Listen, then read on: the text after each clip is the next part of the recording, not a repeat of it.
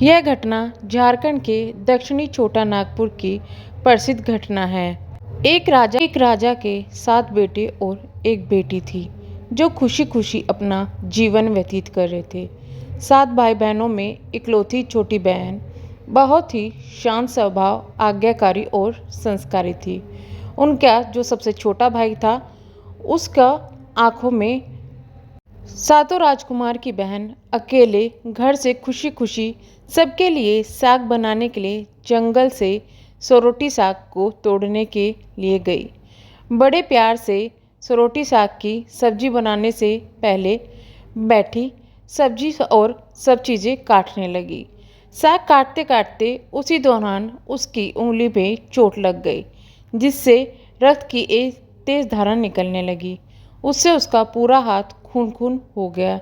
तब राजकुमारी सोचने लगी, क्या करूं?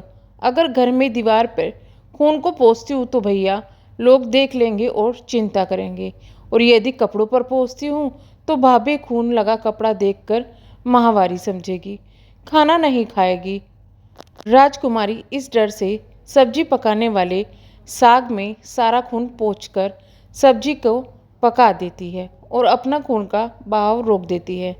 जब उसके सारे भाई और भाभी अपने खेतों से लौटते हैं तो छोटी बहन हमेशा की तरह सभी के लिए साफ थाली में खाना और मिट्टी के लोटे में पानी की व्यवस्था करती है और सभी एक साथ साग खाने लगते हैं। पके हुए साग को देखकर खाने की जमकर तारीफ करते हैं और वो सब अपनी बहन से पूछते हैं, वाह, तुम्हारे द्वारा पकाया गया साग बहुत बार खाया है, परंतु आज के साग की सब्जी जितनी स्वाद है उतनी आज तक नहीं देखी। बताओ ना, और क्या क्या मिलाकर इतनी स्वादिष्ट सब्जी बनाई है? पहले तो राजकुमारी डर से जाती है और सहम जाती है, कई भाइयों को पता तो नहीं चल गया मेरी उंगली कट गई है। फिर वह थोड़ा सोचती है और कुछ नहीं बोलती। फिर कहती है, भैया जैसे हमेशा की तरह बनाती हूँ वैसे ही बना दी। राजकुमारी अगले दिन सातों भाइयों के अनुरोध पर फिर से एक बार वही छाता साग की सब्जी बनाती है, परंतु भाइयों को पिछले वाला स्वाद नहीं आता। फिर ऐसा ही अनुरोध 3-4 बार करते हैं, लेकिन खूब लगे साग का स्वाद उनके मन और मस्तिष्क पर छाया हुआ था। असल में वह जिज्ञासावश सातों भाइयों और भाभी ने उस दिन के खाना बनाने का तरीका जानने की जिद करने लगे। मजबूरन राजकुमारी को सारी घटना बतानी पड़ी। सच्चाई मालूम होते ही 5वां भाई, जो कुछ लालची किस्म का था, उसने बाकी भाइयों को कहा, बहन का खून इतना स्वाद लगा तो उसका मांस कितना स्वाद होगा। यह बोलकर सभी भाइयों के बीच चर्चा करने लगा। सबसे छोटे भाई को छोड़कर बाकी सभी भाइयों ने राजकुमारी को मारकर उसका मांस खाने की राजी हो गए। मांस खाने की सोचकर उन सबके मुंह में राल टपकने लगी। भाइयों के मन में स्वादिष्ट खाना खाने के लिए वे इतने लालची हो गए कि अपनी राजकुमारी जैसी बहन को भी वो मारने के लिए तैयार हो गए। एक दिन सातों भाइयों ने शिकार खेलने के बहाने राजकुमारी को लेकर जंगल में जाने का फैसला किया, जहां पूर्व से उन्होंने चारों केंद्रों से वृक्ष से घिरे हुए और मचान पर बैठकर शिकार करने की सोची, जिस पर वह अपनी बहन को यह झूठ बोलकर चढ़ा दिया कि इस मचान पर जंगली जानवर तुम्हें हमला नहीं करेंगे। इस प्रकार सातों भाई अपनी बहन को मचान पर बिठाकर अपना अपना धनुष लेकर शिकार करने के ढोंग से वहां पर से चले गए। जब राजकुमारी को कुछ ऐसा होने लगा, आज उनका आखिरी दिन है, लेकिन वह चाहती थी कि उसके भाइयों की इच्छा पूर्ति हो, इसलिए वह मचान पर जाकर बैठी रही। फिर सभी भाई केंद्र पर मचान पर बैठे हुए अपनी बहन को देखते हैं और बारी बारी उस पर वार करते हैं। किसी भाई का वार टोकरी पर तो किसी का वार तीर चट्टान पर जाकर लगता है। अपनी बहन पर वो निशाना साधते रहते हैं, लेकिन किसी का भी निशाना अपनी बहन पर नहीं लगता।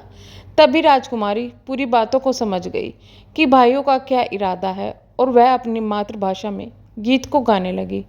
बिंदु बिंदु दादा छाती ताइक ताइक, अर्थात जान से मारना ही है दादा साहब तो तीर को सीधा मेरी छाती पर वार करो, इधर उधर तीर चलाने का क्या फ़ायदा।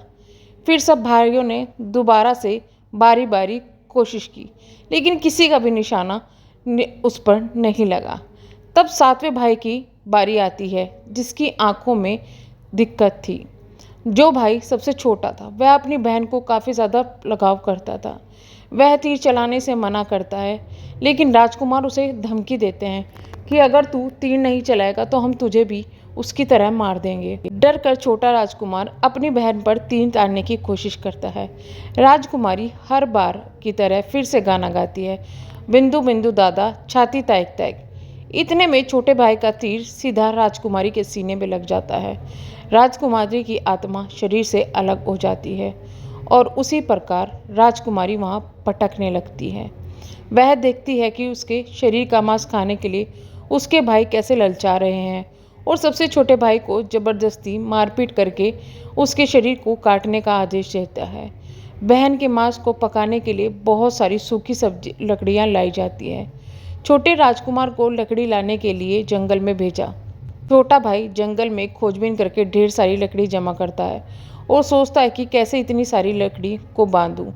दादा तो रस्सी भी नहीं दिए हैं। तो वह उदास होकर रोने लगता है। उसकी आंख का आंसू जमीन पर गिरता है तो उसकी बहन को याद करने लगता है। वहाँ तभी नाग देवता आते हैं और कहते हैं कि क्या हुआ, क्यों रो रहे हो। वह इधर उधर देखता है, कोई भी नज़र नहीं आता। फिर राजकुमार नाग देवता को देखता है और राजकुमार नाग देवता से पूरी आपबीती सुनाता है।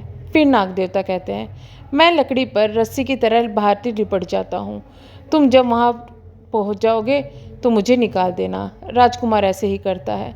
सांप रस्सियों पर लपेट जाता है और राजकुमार अपनी लकड़ियाँ लेकर अपने भाइयों के पास पहुँच जाता है। भाई सोचते हैं कि इसे अलग अलग टुकड़े करके दिए थे रस्सी के, पर फिर भी ये किस तरह ले आया। फिर से भाई एक नया षड्यंत्र अपने भाई के खिलाफ रचते हैं और उसे कहते हैं कि जाओ घड़े में पानी ले आओ। छोटा राजकुमार रोते हुए जाता है और घड़े में पानी भर के लेके आने की कोशिश करता है, लेकिन वह देखता है कि घड़े में एक छेद है जिसमें से बार बार सारा पानी गिर रहा है। वह सोचने लगता है कि क्या करूं, अब कैसे इसको रोकूं। यह सारी घटना वहाँ के मेंढक, केकड़ों और मछलियों को सुनाता है और वे तीनों राजकुमार को रोता देखकर पूछते हैं, क्यों रो रहे हो। फिर राजकुमार अपनी आपबीती विस्तार से उन्हें बताता है। मैं अपनी प्यारी बहन के शरीर का मांस को कैसे खा सकता हूँ, नहीं खाऊंगा तो मेरे बड़े भाई मुझे मारपीट करेंगे। तब मेंढक कहते हैं, तुम परेशान मत हो, हम सब मेंढक घड़े में छेद पर चिपक जाएंगे। फिर मछली और केकड़े कहते हैं कि तुम हमें खा लेना और राजकुमारी के मांस को नहीं खाना। वह ऐसे ही करता है और वहाँ पर चला जाता है।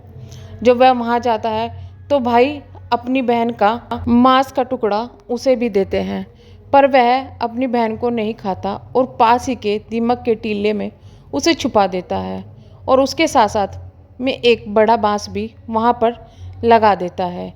इस घटना को वर्षों बीत जाते हैं। एक भीख मांगने वाला जोगी उस बांस के पास में आता है और उसे देखकर वहाँ से उस एक बांस को तोड़कर एक वाद्य यंत्र बनाता है जिसमें काफ़ी सुरीली आवाज़ आती है। उसी क्षण बांस से आवाज़ आती है, ना काट काट रे जोगी, ई तो लागे भैया रोपड़ बांस। यानी कि जो बांस वो काटने की कोशिश कर रहा था, वो बांस से उस लड़की की आवाज़ आती है, लेकिन वह उसे काट कर और वहाँ से उसे लेके चला जाता है। जो भी उस बांसुरी की आवाज़ सुनता वो मंत्रमुग्ध हो जाता। एक दिन जोगी घूमते घूमते बड़े राजकुमारों के यहाँ पहुँचा।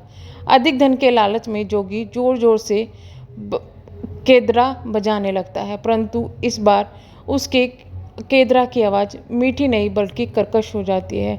जब भी जोगी उसको बजाने की कोशिश करता बार बार एक ही धुन होती, ना बजा रे जोगी केंद्रा, ई तो लोगे मोरे दुश्मन कर घाट। वह बार बार उसे बजाने की कोशिश करता, लेकिन राजकुमार उसे वहाँ से मारपीट करके भगा देते। इसके बाद वह हर एक भाई के यहाँ जाता, लेकिन सबके यहाँ ऐसा ही होता। अंत में वह छोटे भाई के द्वार पर जाता है और वहाँ उसे बजाने की कोशिश करता है। तभी उसमें से आवाज़ आती है, जोर जोर से बजा रे केदरा, ई तो मेरा छोटा भाई लागे। बड़ा ही मधुर आवाज़ आती है। इसे सुनकर छोटा राजकुमार वहाँ आता है और उसे केदरा की मुंह मांगी कीमत देकर उसे अपने पास में रख लेता है। धीरे धीरे समय बीतता रहता है। छोटा राजकुमार अपने काम में लगा रहता है। बाकी भाइयों की शादी हो चुकी होती है, लेकिन छोटे राजकुमार की अब तक शादी नहीं होती। तब वह अपने काम पर जाता था तो अचानक से पीछे सारा काम होने लगा। वह बहुत सोचने लगा कि ऐसा क्या हो रहा है। तो वह एक दिन सच्चाई पता करने के लिए काम के बहाने बाहर जाता है और छुप जाता है। तो वह देखता है कि केदरा में से एक मक्खी निकलती है जो कि खूबसूरत लड़की बन जाती है और फिर वह घर का सारा काम कर देती है। वह देखता है कि यह तो मेरी छोटी बहन है। तब वह अपने बहन से बात करने की कोशिश करता है। उससे पहले सोचता है कि अगर मैं इसके पास गया तो ये फिर से इसके अंदर चली जाएगी।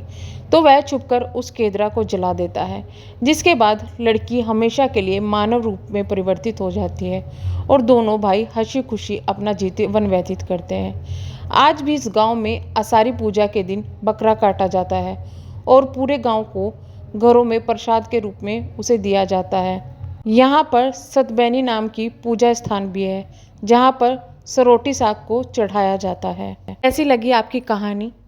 आज की कहानी में हमने जो भी बताया ये सच्ची घटनाओं पर आधारित है। अगर आपको कहानी ज़रा सी भी पसंद आई है तो चैनल को सब्सक्राइब, वीडियो को लाइक ज़रूर कीजिएगा। Thank you so much.